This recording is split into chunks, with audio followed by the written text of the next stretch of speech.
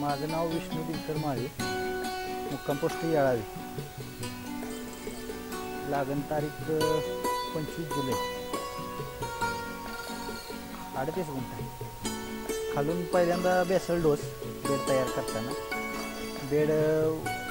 बेडची उंची 1.5 फूट होती. बेसल डोस टाकून घेतला होता आधी.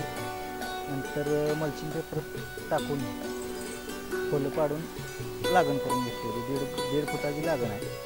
स्मार्ट कंपनीचं 1 कॅन 5 लिटरचा ड्रिंचिंग 1 महिन्यातनं 1 वेळा आणि फोस्ट्रोकचं 10 दिवसाला 1 स्प्रे. असा प्रत्येक आठवड्यात 1 स्प्रे घेतो.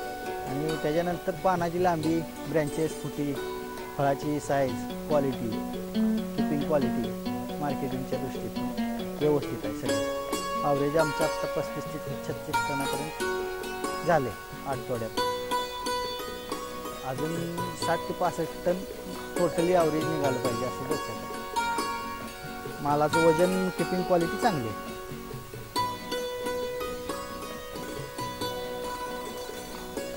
लिक्विड म्हणजे पावसाच्या पाण्यामुळं, पाणी साचल्यामुळं हे कॅन सोडल्यानंतर फुटे निघाले एवढे जास्त. नंतर आधी प्लॉट थांबला होता.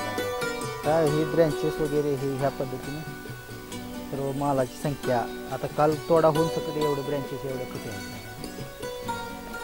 फळाची संख्या भरपूर आहे. रॉयल ग्रीन वापरल्यानंतर फुटी आणि शेंडा जे टॉप होता तो शेंडा पूर्णपणे चालू झाला. पावसात सकट शेंडा हाया स्पीडने चालू होता. पाणी साठल्यामुळं मुळी चॉकअप झाली. मुळी चॉकअप झाली तरी सकट कॅन सोडण्यासाठी लगेच फुटली. मुळीची संख्या त्या औषधामुळं बरेच तसे फायदे होत गेले.